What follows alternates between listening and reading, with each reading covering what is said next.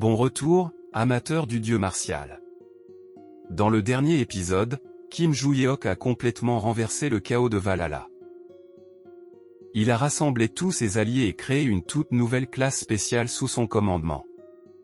Puis il a marché droit sur Sejong au moment même où la catastrophe a frappé. Et aujourd'hui, l'heure du cataclysme a enfin sonné. Voyons comment Joo-yeok et son groupe vont faire face au désastre. Et plus important encore, qui observait tout depuis les ombres. Continuons. Kim Joo-yeok regarda droit devant lui avec un sourire en coin. Sans perdre une seule seconde, il prit l'initiative et attaqua. Les ogres et les golems furent taillés en pièces. D'un seul coup, il en abattit un grand nombre. Les corps des monstres gisaient devant le protagoniste.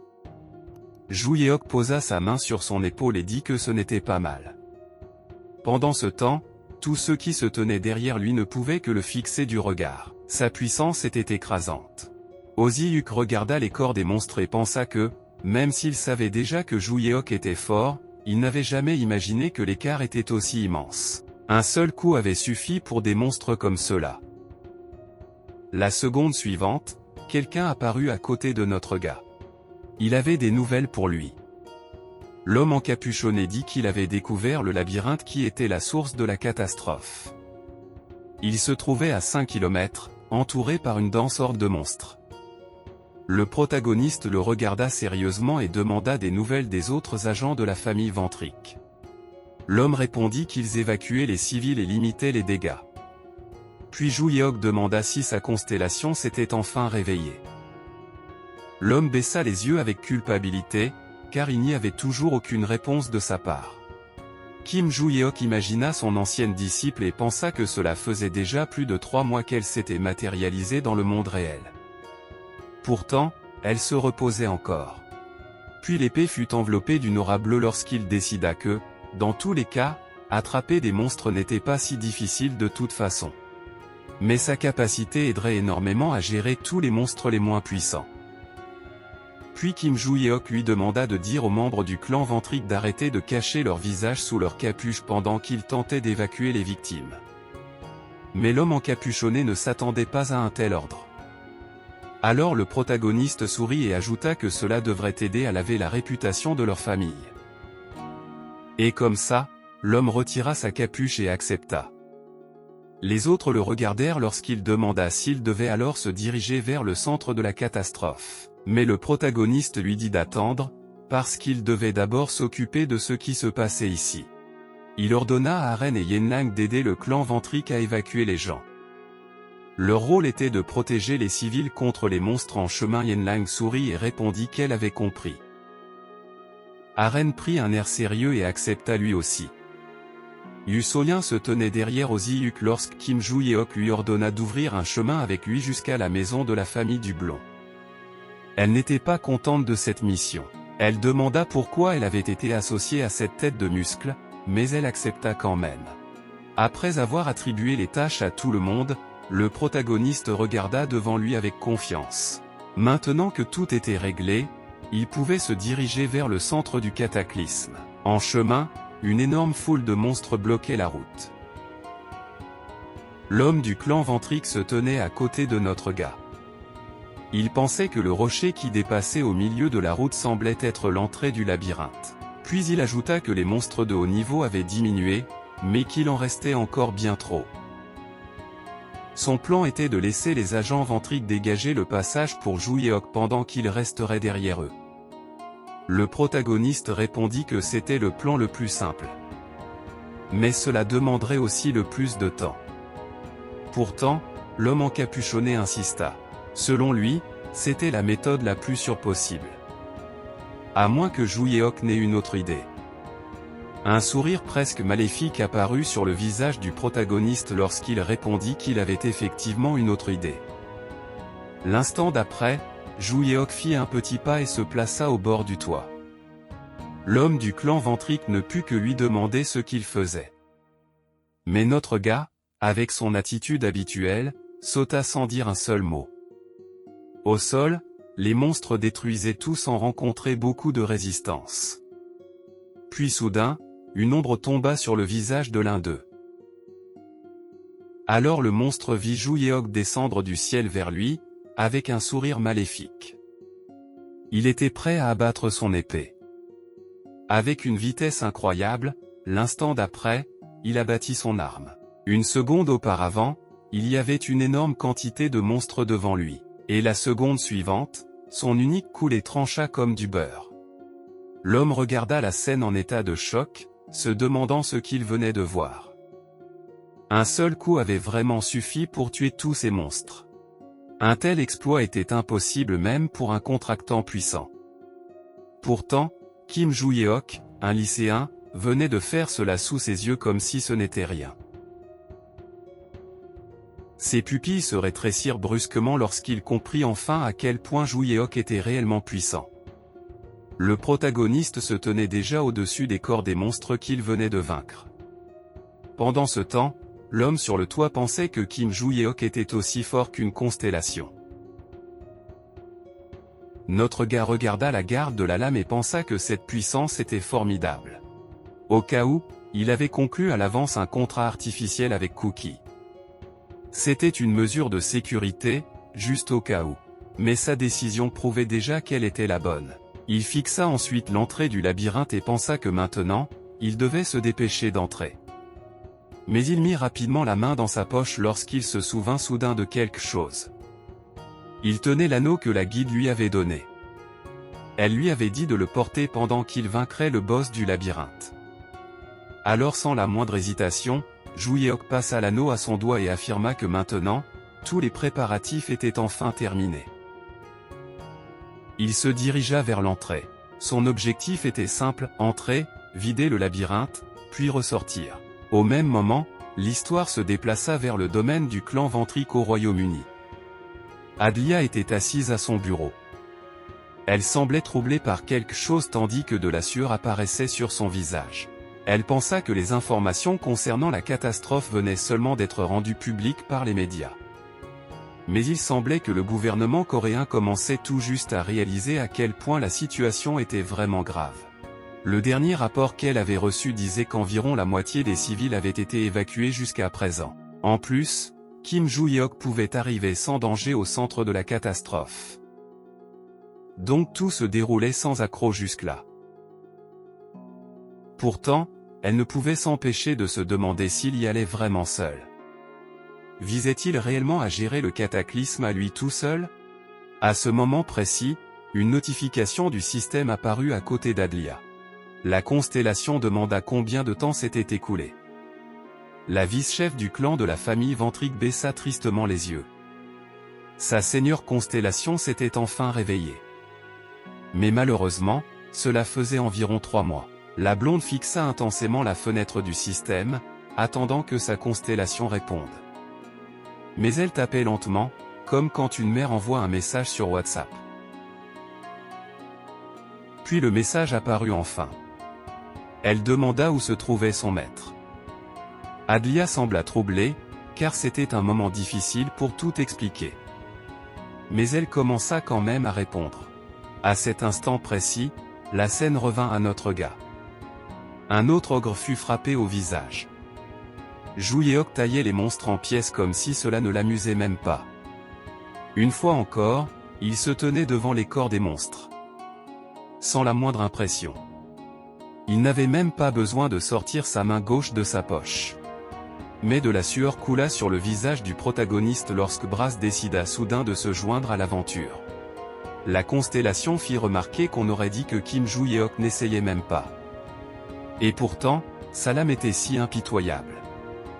Alors Brass demanda si notre gars utilisait l'art martial fluide du dieu. Mais le protagoniste était plus préoccupé par l'endroit où il avait entendu ce nom que par la question elle-même. Brass croisa les bras et répondit que ce nom avait été utilisé par ses disciples lorsqu'il était le maître de la tour. Ses élèves continuaient à gravir la tour de la destruction en essayant de l'affronter. Mais Joo-yeok fut surpris que ses élèves aient dit quelque chose comme ça. Le protagoniste tint l'épée devant lui et répondit.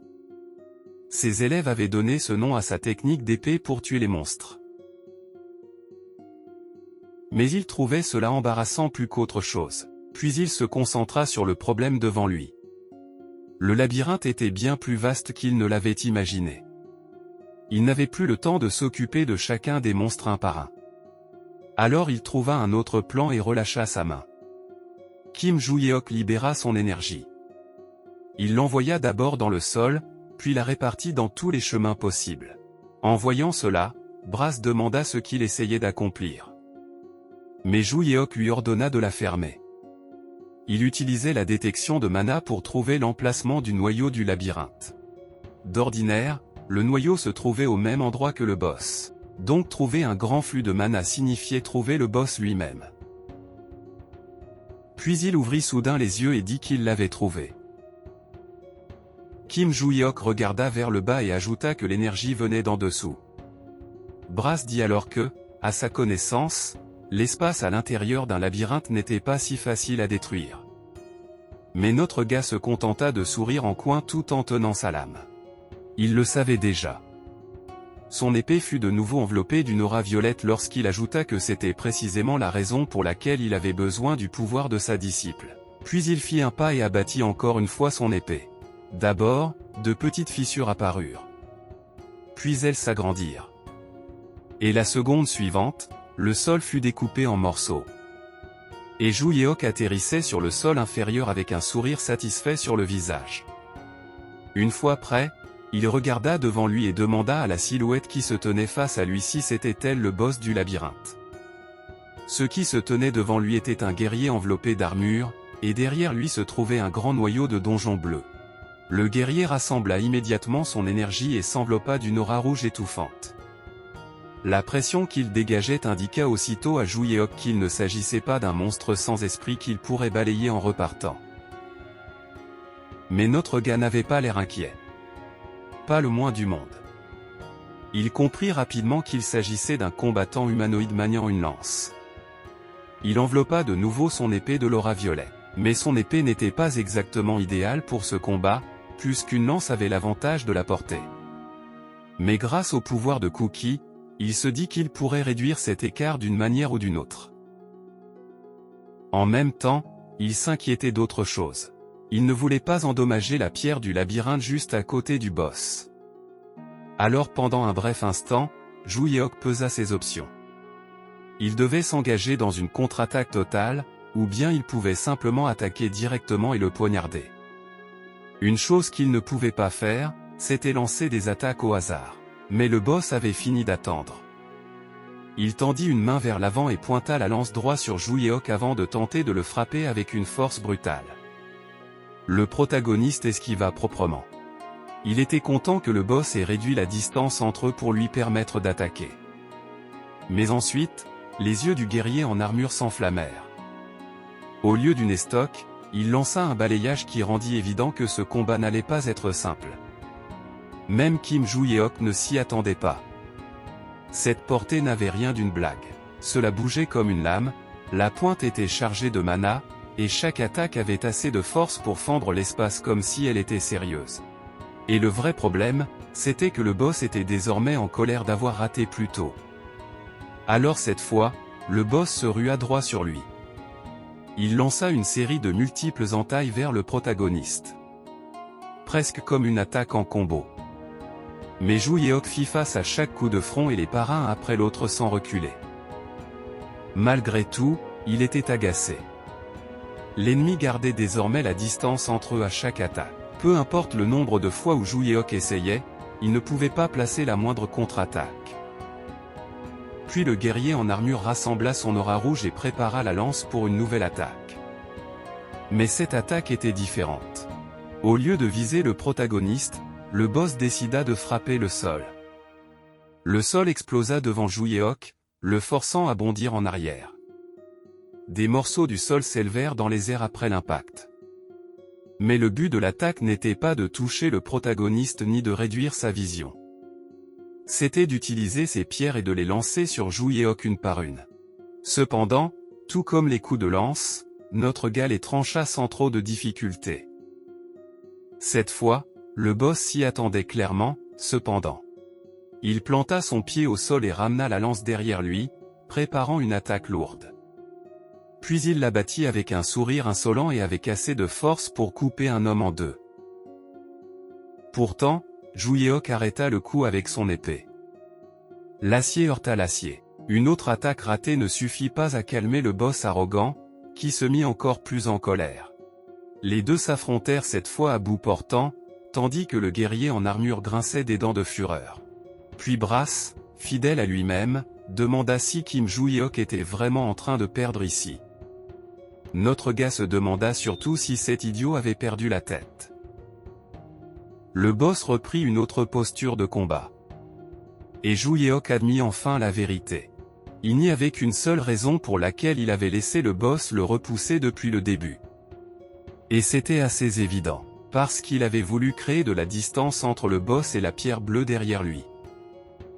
Puis il sourit, resserra sa prise sur son arme et s'abaissa dans une posture fléchie.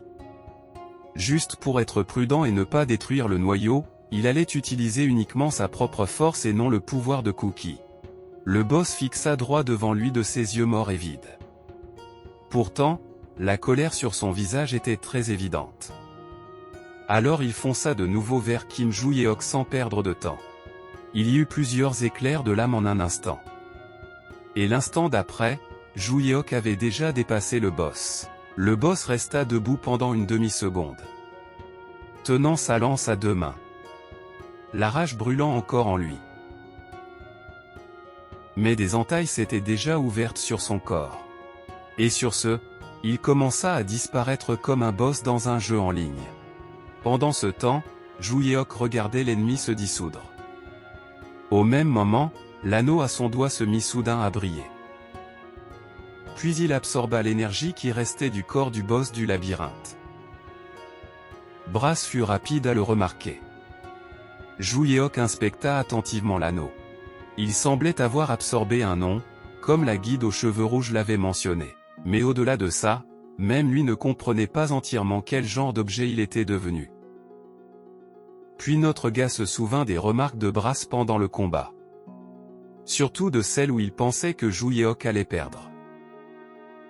Il s'empressa de rappeler à Brass qu'il l'avait battu il y a 300 ans.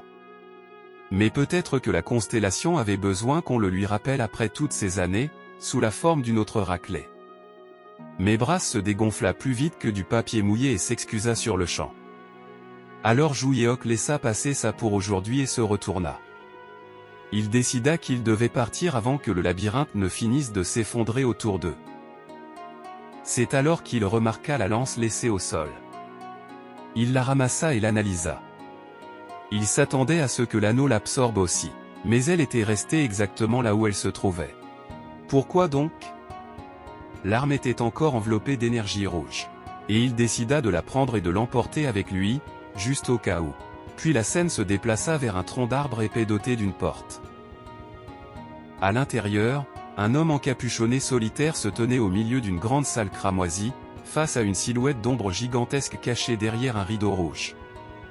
Ses yeux brillants brûlaient à travers le tissu. Son subordonné encapuchonné rapporta calmement à son seigneur que le cataclysme avait pris fin. Depuis les ténèbres, la silhouette d'ombre demanda si c'était vrai. Elle voulait aussi savoir combien de jours cela avait duré cette fois. L'homme encapuchonné répondit que cela avait duré environ 2 heures. C'était largement suffisant pour surprendre le seigneur. Alors la silhouette sombre demanda combien de temps le précédent avait duré. Et celui-là avait duré 5 jours. Il nota que la différence était considérable. Rien que cela lui disait que quelque chose avait changé. La conclusion était que le niveau de puissance de l'humanité avait augmenté de façon spectaculaire. Tout avait commencé depuis qu'il avait commencé à transformer en constellations ceux dont il volait les noms. Ils étaient censés se réincarner à la place. Et le subordonné encapuchonné confirma que c'était probablement la raison. Puis on lui demanda si des anomalies avaient été détectées. Il répondit que cela restait encore flou. Le labyrinthe avait disparu trop rapidement pour qu'il puisse analyser complètement ce qui s'était passé à l'intérieur. Mais le maître lui dit de ne pas se précipiter. Tôt ou tard, il finirait par tout découvrir de toute façon. Puis il suggéra qu'il était temps de commencer le processus suivant plus tôt que prévu. Les yeux du maître d'ombre s'illuminèrent lorsqu'il déclara qu'ils allaient disperser les noms. Cette fois, ce qui arrivait serait un cataclysme d'un tout autre niveau. Il allait aussi les disperser d'une manière différente cette fois. Alors il donna l'ordre que tout soit préparé. Le subordonné encapuchonné s'inclina et accepta. Laissé seul avec ses pensées, le maître du labyrinthe réfléchit qu'enfin, le moment approchait. Le jour où il pourrait se repaître d'un nom de grande qualité était proche. Ailleurs, un article de presse apparaissait sur un écran, rapportant que Zhu Yeok de l'Académie Valhalla, qui avait déjà vaincu les vilains auparavant, avait maintenant éliminé la catastrophe. Un homme lut l'article attentivement. Il regardait droit devant lui avec des yeux verts perçants, les mains jointes devant lui. Il examina ensuite le visage de Zhu Yeok de plus près avec un intérêt grandissant. Ce garçon avait affronté une escouade d'assassins et effacé une catastrophe à lui tout seul. C'était au-delà de l'impressionnant. Son nom était l'alchimiste John, le dirigeant de l'entreprise souveraine. Il sourit et dit que Zhu Yeok serait parfait pour rehausser leur réputation. Puis John se tourna vers son camarade. Il lui demanda s'il était d'accord sur le fait qu'il pourrait gagner énormément en assassinant le garçon. L'homme mystérieux au masque blanc dit que John avait raison. Mais il l'avertit de ne pas sous-estimer le protagoniste. John acquiesça. Beaucoup de choses avaient changé depuis qu'il l'avait remarqué pour la première fois. Pendant la cérémonie d'entrée, Zhu Yeok était proche d'un combattant de rang A. Mais maintenant, il avait clairement franchi le cap du territoire des annihilateurs de rang S. John prit cela assez au sérieux pour dire qu'il devrait personnellement se charger de l'affaire. L'étranger sembla légèrement surpris. Mais ensuite, l'alchimiste sourit et donna l'ordre de rassembler tout le monde. Ils allaient tendre une embuscade à Kim Zhu Yeok. De retour au dortoir de Valhalla, la nuit était déjà tombée quand Zhu Yeok entra dans sa chambre. Il poussa un long soupir en retirant ses chaussures. Puis il se laissa tomber sur le lit et déclara qu'il était si fatigué. Honnêtement, après s'être occupé tout seul d'un cataclysme capable d'anéantir l'humanité, c'était plutôt raisonnable. Toujours allongé là, il repassa en revue ce qu'il avait accompli. Il avait rassemblé toute la puissance magique des pierres de mana restantes dans son espace de stockage. À présent, son niveau global de mana avait considérablement augmenté. Mais même avec cette progression, il était encore très loin de son apogée. Quand il regarda sa main, il nota qu'augmenter sa réserve totale de mana et contrôler réellement la quantité qu'il pouvait libérer étaient deux problèmes très différents. Ses réserves avaient grandi, mais la quantité qu'il pouvait canaliser d'un coup restait limitée. Ce goulot d'étranglement comptait encore. Les mains croisées derrière la tête, il conclut que c'était la raison pour laquelle il se sentait si épuisé. Même si auparavant ce n'aurait été qu'un simple cataclysme pour lui, maintenant cela pesait sur ce nouveau corps. Il restait encore énormément de choses à améliorer. Il pensa aussi au boss. Notre gars s'était attendu à un combat plus facile, mais à la place, cela avait été étonnamment pénible à gérer. Zhu Yeok se demanda si tous les boss auxquels le maître du labyrinthe avait donné un nom allaient être aussi puissants. Malgré tout, grâce au pouvoir de Cookie, les choses s'étaient bien passées. Et à cause de tout cela, notre gars pouvait enfin comprendre pourquoi les gens de cette époque voulaient conclure un contrat avec une constellation. Cette pensée le conduisit vers une vérité plus vaste. Les constellations se formaient après la mort, quand leur nom était volé. C'est à ce moment-là que Brass intervint de nouveau. Il demanda à Kim Zhu Yeok à quoi il pensait. Le protagoniste admit qu'il pensait aux constellations. Puis Brass posa une autre question. N'était-il pas allé voir la guide après avoir terminé le labyrinthe? Il était curieux de savoir si notre gars avait appris autre chose. Et comme ça, nous revenons au moment où Kim Zhu Yeok apparut devant la guide aux cheveux rouges. Au moment où elle le remarqua apparaître devant elle, elle sourit et demanda si la catastrophe était terminée. Le protagoniste répondit calmement que oui, le cataclysme avait pris fin.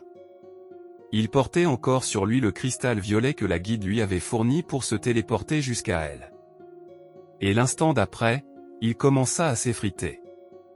En souriant, elle confirma que le cristal était de toute façon à usage unique.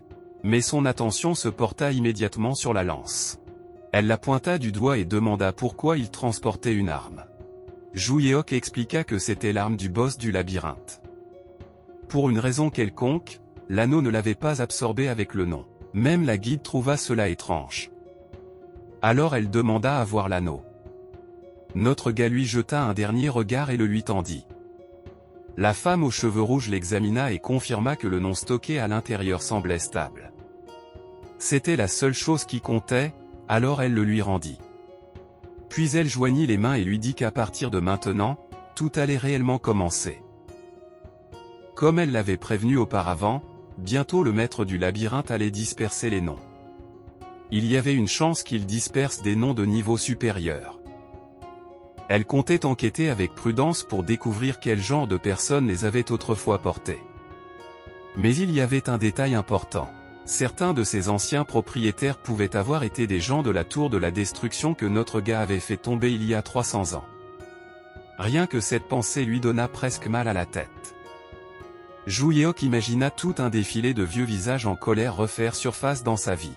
Pour lui, c'était bien dommage que leur nom ne se soit pas décomposé avec eux.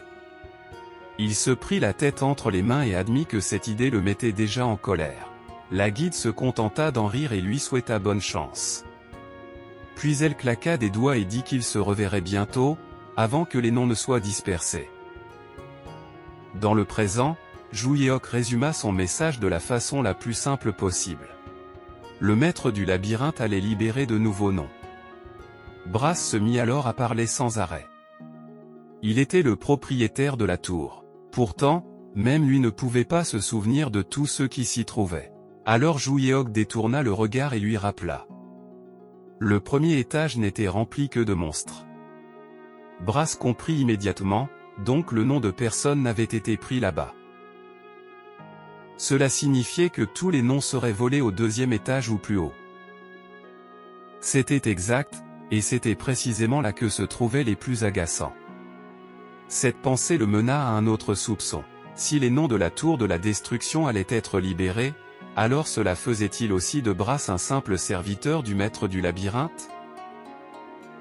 Brass fut déstabilisé par la question, puis lui rappela que le maître du labyrinthe avait été celui qui l'avait forcé à devenir le maître de la tour dès le départ. Cette réponse ne fit que renforcer les doutes. Jouyeok souligna que la manière hésitante de Brass de parler le rendait encore plus suspect. Alors il voulut que Brass répète après lui, « Le maître du labyrinthe est une ordure ». Pour prouver son point de vue, la constellation explosa immédiatement, criant encore et encore que le maître du labyrinthe était un imbécile. Ce n'était pas exactement la défense la plus digne, mais c'était émotionnellement sincère. Notre gars s'était bien amusé, mais il ne pouvait toujours pas laisser passer l'occasion de taquiner Brass. Apparemment, il n'avait pas besoin de le dire plus d'une fois. Mais il appréciait quand même la sincérité. Malgré cela, rien n'était encore résolu. Jouyeok fronça les sourcils et revint à une question qui le troublait. Le nom de Brass avait clairement été volé. Mais si c'était vrai, pourquoi avait-il perdu ses pouvoirs après la mort?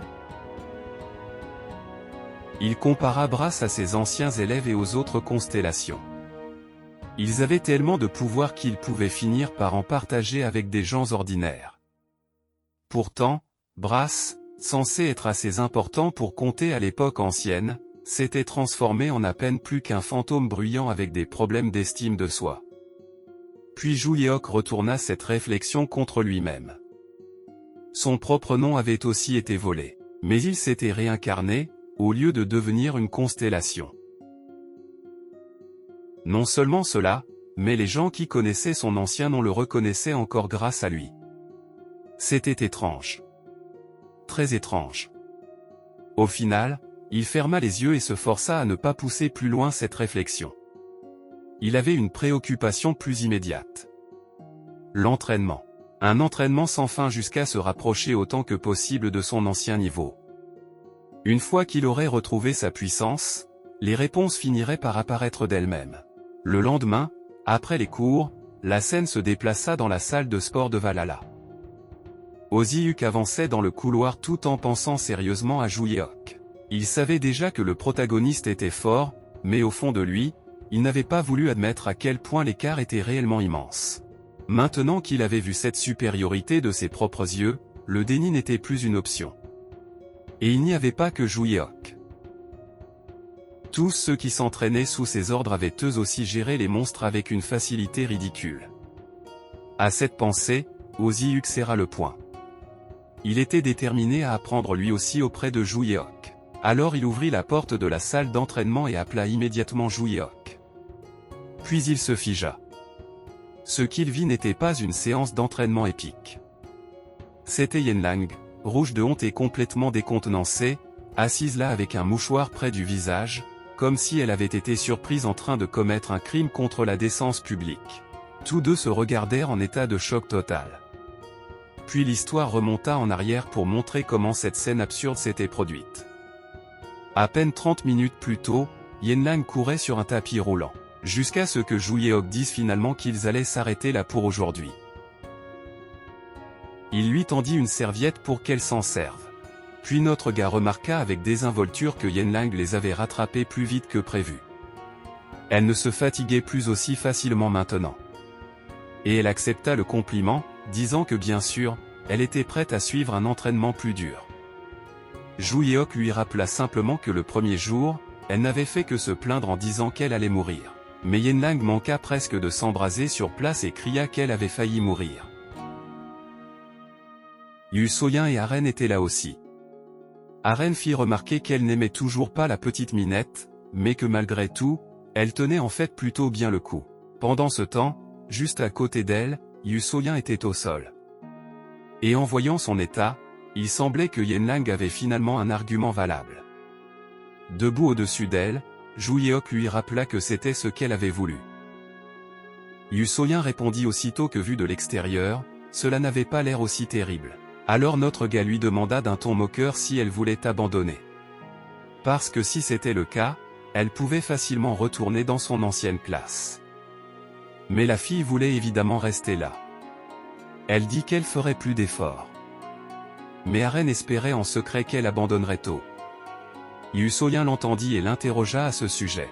Aren affirma calmement qu'elle ne s'attendait pas à ce qu'elle l'entende. Yu Soyin était maintenant en colère. Elle promit qu'elle la rattraperait bientôt. Pendant ce temps, Juyeok semblait satisfait d'entendre ses élèves se chamailler comme au bon vieux temps. Il leur dit qu'à l'origine, il voulait qu'ils s'affrontent. Il allait commencer à affiner leur technique. Mais la catastrophe les avait tous épuisés. Pour l'instant, il valait mieux laisser d'abord leur corps et leurs esprits se reposer. Quand Aren demanda ce qu'il comptait faire, Juyeok dit qu'il allait retourner dans sa chambre et continuer à travailler sur le contrôle du mana. En l'écoutant, Aren voulut faire la même chose que lui. Alors notre gars se plaignit qu'elle n'avait pas besoin de faire exactement la même chose que lui à chaque fois. En partant, Juyeok lança une serviette de côté. Puis il les informa avec désinvolture qu'il avait prévu de faire ensuite des exercices pour le haut du corps. Alors il réservait déjà une place. Mais Aren n'était pas sûr que ce soit une bonne idée. Notre gars expliqua que dans une salle de sport normale, ce serait mal poli. Mais comme personne n'utilisait cette salle à part eux et le blond, ce n'était pas un problème. À ce moment-là, Yu Soyin dit qu'elle partait aussi. Mais avant de partir, elle demanda à Yenlang si elle restait. La fille aux cheveux blancs insista sur le fait qu'elle n'était pas fatiguée et qu'elle allait s'entraîner encore un peu. Yu Soyin fut impressionné par son endurance. Mais elle lui dit quand même de ne pas mourir, ce qui était un message très encourageant selon les standards de Valhalla. Une fois les autres partis, Yenlang baissa les yeux vers sa main et s'avoua qu'elle devenait vraiment plus forte. Même pendant la catastrophe, elle avait eu l'impression que les monstres étaient simplement faibles. Mais cela ne fit qu'accentuer une chose qui la dérangeait encore plus. Même si elle progressait rapidement, Juyeok était tout simplement à un autre niveau. Elle se souvint de la façon dont il s'était battu et réalisa qu'elle n'avait jamais vu un massacre de monstres aussi impitoyable de toute sa vie. Elle pouvait aussi voir que le protagoniste était devenu beaucoup plus fort depuis leur dernier affrontement.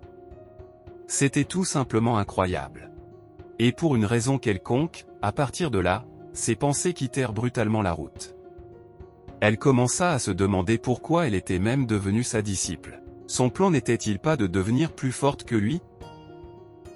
Puis elle remarqua qu'au lieu de ça, elle était là à penser à quel point il était incroyable.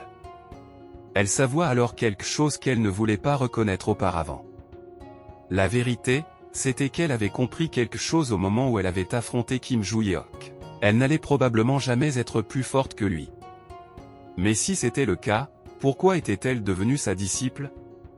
Puis elle se souvint de tout ce qu'il avait fait pour elle. Il l'avait protégée, aidée avec sa situation familiale, et lui avait même donné un endroit où rester. Grâce à lui, elle pouvait aussi manger gratuitement. Alors évidemment, se dit-elle, c'était pour ça qu'elle continuait à s'entraîner sous ses ordres. Une explication parfaitement logique.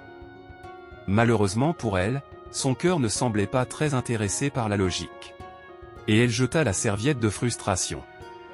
Elle se prit la tête et commença à se demander pourquoi sa poitrine battait si fort chaque fois qu'elle pensait à lui. Elle avait envie de le voir. Elle voulait s'entraîner avec lui. Elle se couvrit le visage et essaya d'insister sur le fait que cela ne voulait pas dire qu'elle n'était pas sérieuse à propos de l'entraînement. Elle voulait juste s'entraîner seulement avec lui. Ce qui n'avait pas l'air mieux. Son visage devint rouge vif tandis qu'elle essayait de se calmer. Elle se dit qu'elle n'était pas une sorte de maniaque, alors d'où venaient toutes ces pensées étranges? Puis une autre image de Kim Joo-hyok essuyant la sueur de son visage surgit dans son esprit. À ce stade-là, la pauvre fille se battait pratiquement pour sa vie contre sa propre imagination. Elle se tapa la tête et se dit désespérément d'arrêter de penser à lui. Mais essayer de ne pas penser à lui la faisait penser à lui encore plus, puis elle remarqua soudain quelque chose sur la machine. C'était la serviette de Joo-hyok. Elle s'en approcha pendant que son cœur battait à tout rompre. Elle la fixa pendant une seconde. Puis elle la ramassa en se disant qu'elle voulait seulement la laver pour lui. C'était tout. Un simple geste serviable. Comme il oubliait parfois de laver sa serviette, elle allait simplement s'en occuper discrètement et lui faire plaisir. Puis elle hésita et se demanda si quelqu'un le saurait. Puisque personne n'était là de toute façon. C'est à cet instant précis que l'univers décida de ruiner sa vie. Tenant la serviette devant son visage, elle insista sur le fait que ce ne serait qu'une seconde. Et elle commença à la sentir. À cet instant précis, Oh-hyuk se tenait dans l'embrasure de la porte et vit tout. Il ne comprenait pas ce que Yen-lang faisait. Yen-lang se raidit complètement. D'une voix tremblante, elle énonça l'évidence. Il avait vu ça. Pas vrai? Puis elle marcha droit vers lui et déclara qu'il avait été témoin de sa faiblesse. Mais le pauvre malchanceux n'avait aucune idée de ce dont elle parlait. Elle leva alors le poing et cria qu'il avait tout vu. Et comme ça, elle lui envoya un coup de poing brutal en plein ventre. Oh-hyuk s'effondra au sol en état de choc total. Tandis que Yen-lang elle-même semblait stupéfaite par ce qui venait de se produire. Puis elle s'enfuit de la salle de sport en criant, pendant que Oh-hyuk restait évanoui au sol. De retour au dortoir cette nuit-là, Kim Joo-hyok méditait lorsque son téléphone se mit soudain à vibrer. Il ouvrit les yeux, regarda l'écran, et se demanda si ce n'était pas juste du spam. Quand il répondit, il demanda immédiatement si Adlia avait la moindre idée de l'heure qu'il était. Adlia, assise devant son ordinateur portable, eut l'air gênée et s'excusa. Elle avait oublié qu'il faisait déjà nuit en Corée. Puis elle en vint au véritable sujet. Leur seigneur Constellation s'était réveillé. Cela attira l'attention de Joo-hyok. Alors il demanda si elle avait du temps libre ce jour-là. Adlia répondit qu'elle était toujours disponible pour lui. Mais elle fut clairement surprise lorsqu'il lui dit de rester là avec la relique et de n'aller nulle part. Joo-hyok sourit en coin et affirma que ses disciples ne s'étaient pas vus depuis longtemps. Ce qui, connaissant le personnage, signifiait probablement que la soirée de quelqu'un allait devenir très intéressante. Et comme ça, le cataclysme était terminé. Mais la véritable tempête ne faisait peut-être que commencer. Aujourd'hui, Joo-hyok a écrasé une catastrophe et vaincu un boss de labyrinthe nommé. En même temps, le mystère entourant le maître du labyrinthe n'a fait que s'épaissir. Et maintenant, avec d'anciens disciples qui se réveillent et de nouveaux noms qui seront bientôt dispersés à travers le monde, les choses sont sur le point de devenir bien plus dangereuses. Et pourtant, Someo, au milieu de tout ce chaos, Yenlang a quand même réussi à créer l'un des moments les plus embarrassants de toute la série. N'oubliez pas de laisser un like si vous avez aimé l'histoire. Dites-nous dans les commentaires si vous voulez la suite. Merci à tous pour votre soutien, et on se retrouve dans le prochain épisode de Plotoria.